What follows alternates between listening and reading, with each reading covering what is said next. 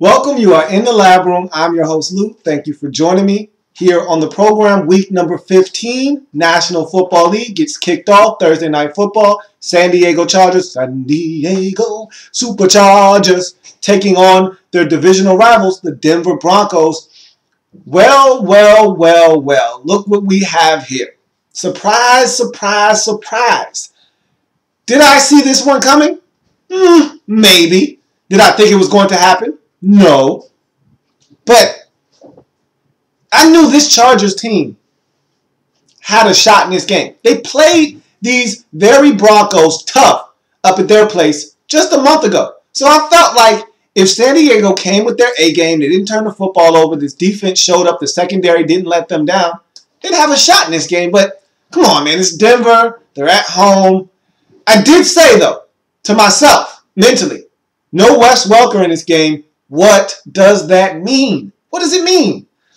I said, they still got Decker. They still got Thomas. They still got Juice. No Sean Marino is playing out of his mind. They got enough. They got enough weapons to get them by, right? Right? Wrong. Let's get to the board and break this one down. Thursday Night Football. Huge matchup.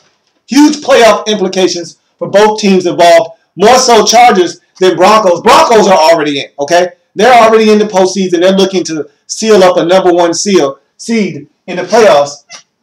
Chargers, however, they're scrapping, they're scratching, they're clawing for their postseason lives. And so it's more of a need versus a want. Denver wants to win this game. San Diego, they need to win this game. So 6-7 Chargers at the 11-2 Denver Broncos. No way the Chargers at 6-7 mosey on into 11-2 Denver Sports Authority Field and get a win. Absolutely not.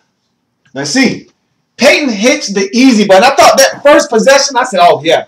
It's ho-hum. It's business as usual. Peyton says, hey, where's that easy button? Oh, there it is. And he presses it. And 4 out of 5, 56 yards, including a 15-yard touchdown to Andre Caldwell. It's 7-0. Broncos going a nice, easy, fluid drive, score a touchdown, make it look easy. I thought that's the type of night it was going to be. However, Chargers would buckle down on this Broncos offense. Chargers get a field goal after the solid drive stalls out. It's 7-3. So Chargers get on the board. They're still trailing in this game. And look, this was the problem they had the last time these two teams played. Okay, San Diego played them tough. It's held them to lows this season in points, yardage, all of that stuff. The only problem was San Diego kicked field goals. Denver scored touchdowns. That was really the end result of that game. The reason why the Broncos were able to get the victory was because they scored touchdowns. Both teams scored 4 times in that game up in San Diego. The difference was 2 touchdowns, 2 field goals for San Diego, 4 touchdowns for Denver. 4 touchdowns beats 2 touchdowns, 2 field goals any day of the week. So that's the major difference in that last game. And so you knew the Chargers told themselves coming into this game, if we want to win, we have to score touchdowns. We got to finish possessions with touchdowns, not field goals. Early on, seemed like they weren't practicing what they were preaching. They get a field goal. It's 7-3 Denver.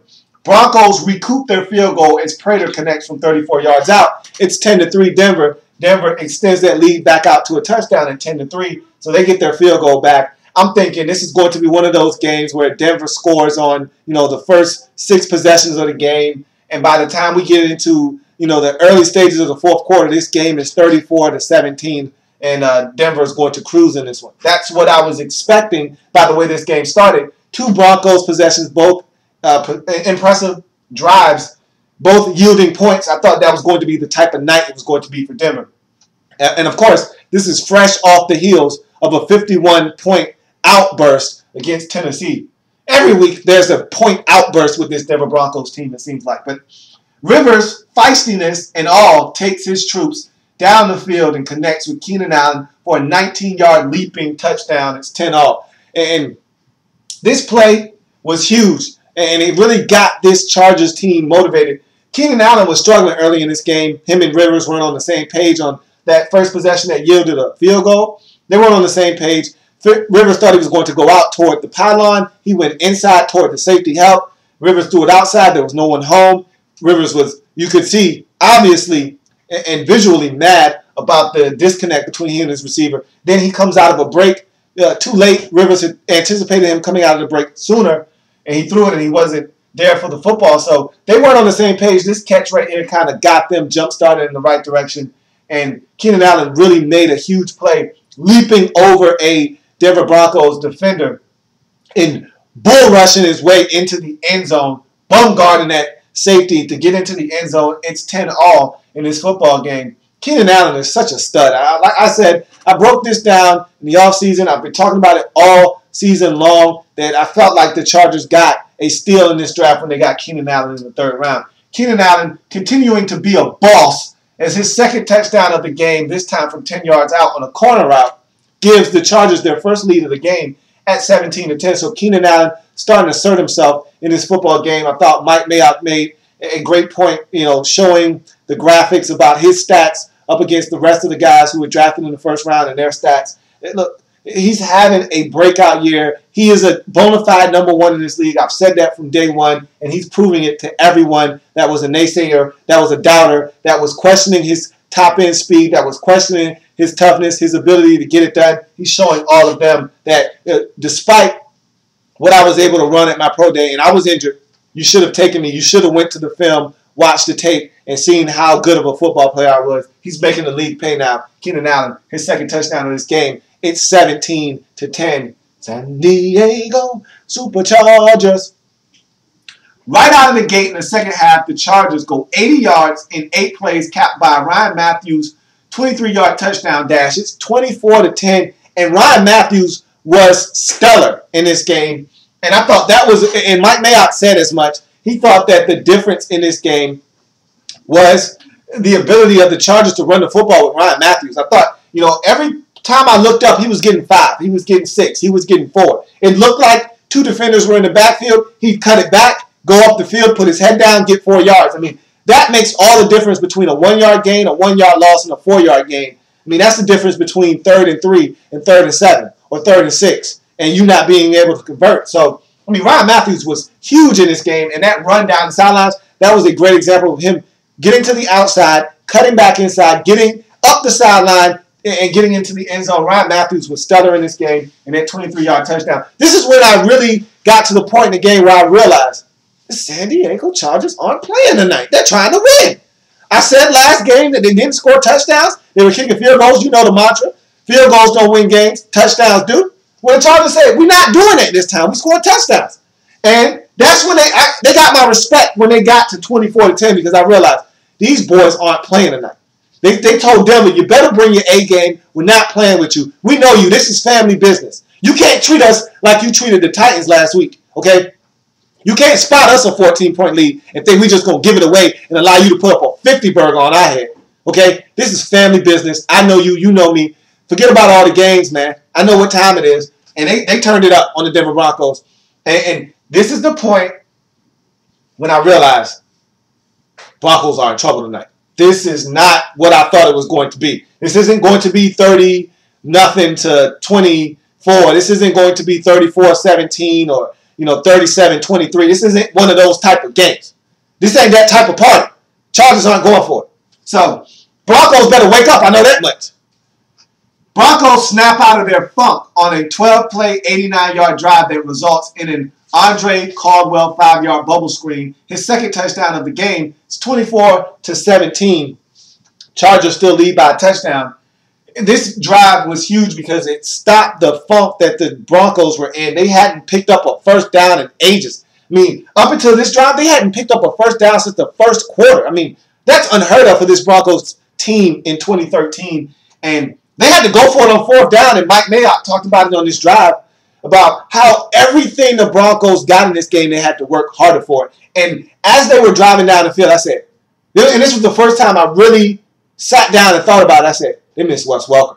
Because on 3rd downs, and you look at Wes Welker and you look at his stats, and he might not have the amount of yards that, Decker or Demaryius Thomas has, and you look at even Juice. Juice might have more yards receiving on the season, but you look at his catches, and when they come, and they're for first downs. I mean, on 3rd and 7, he knows, Peyton knows I can go to Welker for 8. On 3rd and 5, I know I can throw it to Welker for 6. And they were missing that element in the offense in this game. Juice had one go right through his hands on 3rd down.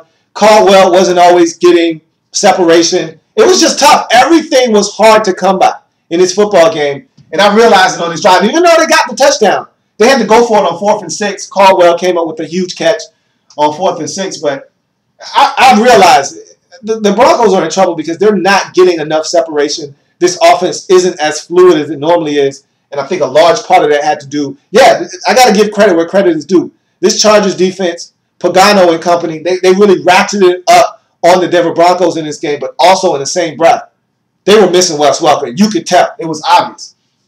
Then the Chargers are supposed to punt, and the Broncos have a big penalty, gives them the opportunity to pick up a 1st down on 4th down when they were going to punt. Chargers eat up a lot of the clock. They don't get anything out of it in terms of points, but they eat up a lot of the clock.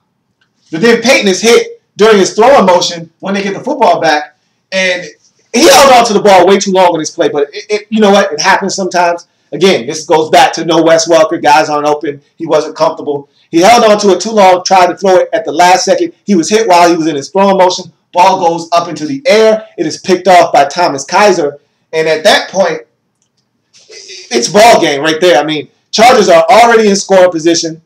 They eat up some more clock. They kick a field goal, go up by 10. Broncos subsequently get a field goal, try to do the whole onside kick thing. It doesn't work. Broncos lose this game 27-20. What a win for San Diego on the road. I mean, to come into this game, Thursday Night Football, no one's expecting you to win. You're on the road. You've already lost to this Broncos team at home already. With your playoff hopes and your playoff life on the line in this game, you get it done. You go to 7-7. Huge victory. I mean, I've already said this and I'll say it again. I think the San Diego Chargers are the best equipped team of the 3 teams, that being San Diego, Miami, and Baltimore. They're the best suited team to get into the postseason and actually have something happen for them. I think they're the most well-rounded team of all those 3 teams I just named. And if I had it my way, San Diego would make it into the postseason. But again, I just don't think they've done enough earlier in the season within the conference and head-to-head matchups. You lost to Miami. They're in front of you. Baltimore has a better conference record than you do. So you finish tied with them. They own the tiebreaker. So I just think you dug yourself too deep of a hole to get out of. But if I had it my way, this Chargers team would go to the postseason. For Denver, that's a tough loss. Now you're looking over your shoulder for that number 1 seed.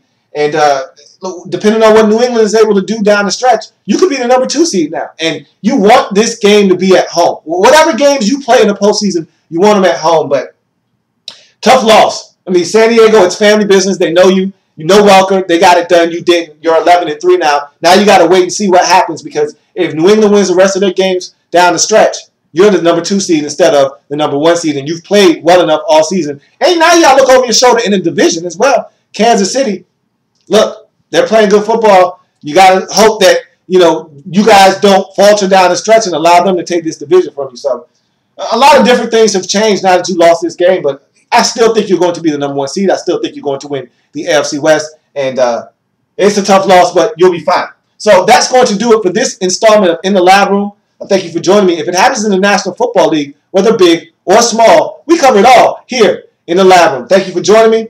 Thursday Night Football. Surprise, surprise, surprise. Don't look now. San Diego Superchargers. They get it done. And they go to 7-7 and give themselves life in that AFC wildcard race.